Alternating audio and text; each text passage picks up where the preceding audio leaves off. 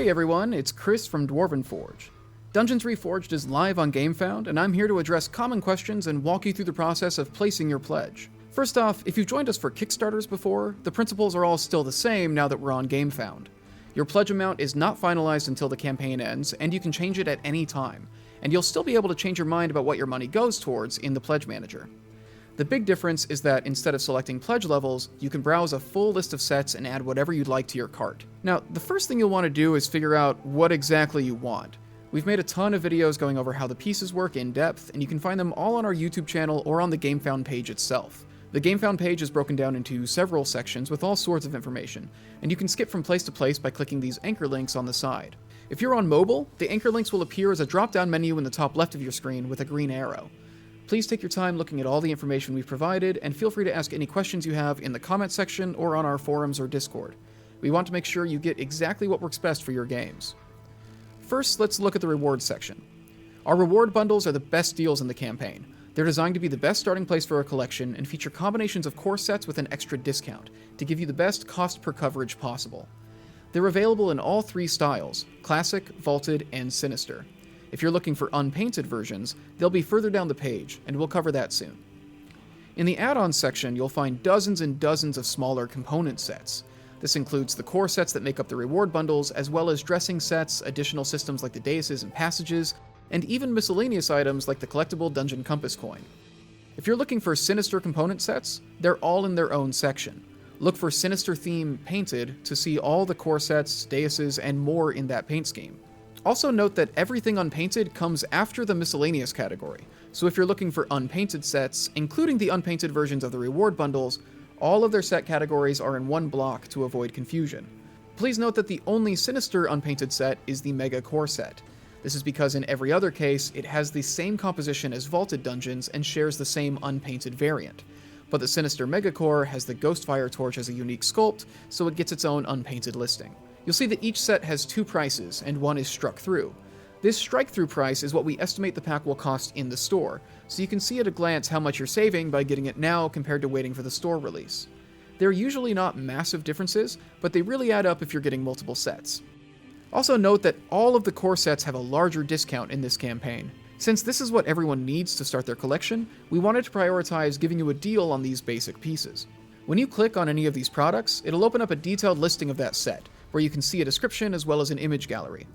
You can click on the magnifying glass on any of the gallery images to zoom in on it, in case you want to see any of the finer details. In the case of the bundles or mega packs, you'll also see a list of all the sets that come with it, so you can look at their individual listings. As I mentioned earlier, there are no pledge levels on Gamefound, just rewards and add-ons, and your pledge can be made up of any combination of them you'd like. You can even mix painted with unpainted. Make sure you don't forget to hit the Submit Pledge button so we get your order.